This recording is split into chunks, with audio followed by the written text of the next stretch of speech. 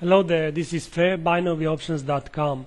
We are looking at the US dollar Japanese yen, trying to create a strategy for going into the FOMC meeting next Wednesday. This is going to be the most important event for the rest of the year, as we are having only 2 trading weeks or something like this for trade into the 2013 before moving into the all important 2014. Why the all important 2014?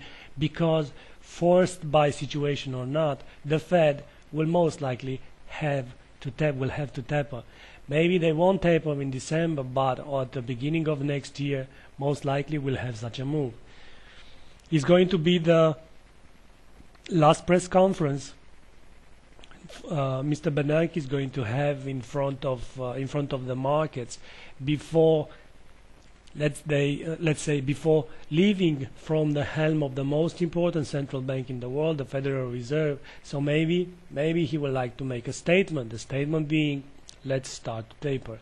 Although December holidays are coming, Christmas is knocking at the door, so I would be, let's say, I would be cautious on both sides. However, we have a technical situation here on the US dollar and Japanese yen, and this technical situation calls for some bullish outcome, and therefore I would like still to go and be engaged into buying call options with end of week expiration based on what's going to happen at on the first trading days of next week, Monday and Tuesday. This is Saturday, as you can see here, on the 14th of December, but I suspect that the move here to the highs and the move here to the lows are only the end of 2 different waves. This to be a third wave of a bigger degree,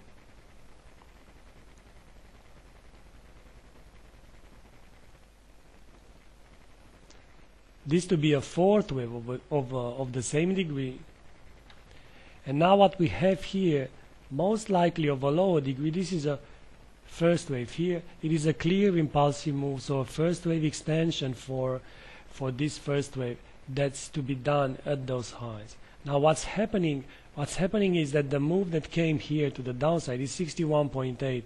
Rarely such a move, rarely the second wave, if you really ask me, travels into the 61.8. So I suspect now we might have a flat, and let's say that this is wave A of an even lower degree,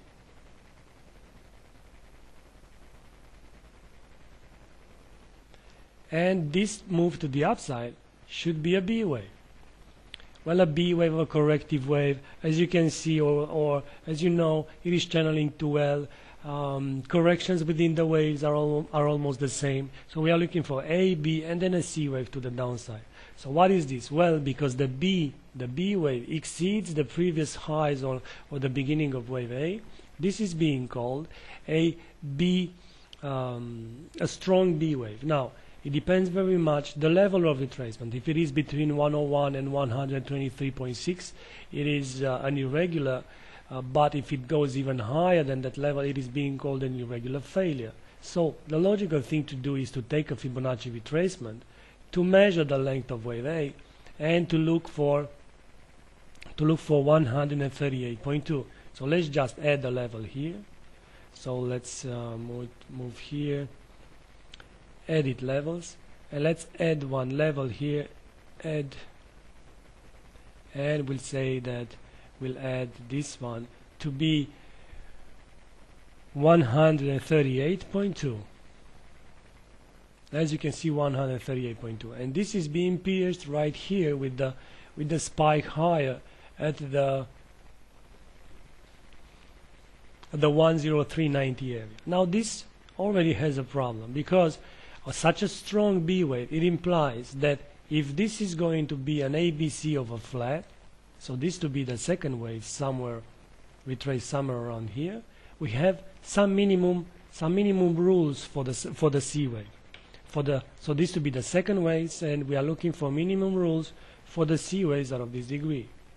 Now the minimum rules of this C wave calls for the C wave should go at least 38.2 when compared with wave A. So you have to measure the length of wave A, look for 38.2, and this should be the distance for the C. As you can see, it is bigger than 38.2.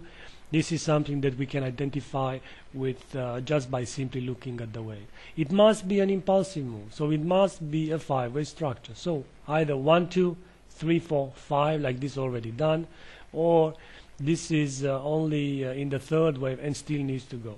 What we do know here in such a situation is that the C wave to come, this C wave, maybe it's done here, maybe it will continue to the downside. This C wave is mandatory not to retrace 100% or completely retrace the B wave. So what I would really like to do is to go and buy call options with end of week expiration, ideally into this area, or if price breaks these highs. So depends very much which one comes first, because if price goes and breaks these highs here, okay, this would mean that the third wave will come, and this will be broken most likely into the FOMC or early before the FOMC. So I would like to buy call options when price goes and makes a new high there, end of week expiration date. Or I would like to buy call options when price goes into this area here, end of week expiration date, and the invalidation level will be these lows here. If price goes and breaks these lows, this is not a flat, and then I will just reverse my analysis based on the lower time frame. This is the plan to go for the US dollar Japanese yen, and based on how price, let's say, positioned on this Friday, I would like, let's write here, buying call options with end of week expiration date, basically for next Friday, depending very much which scenario comes first.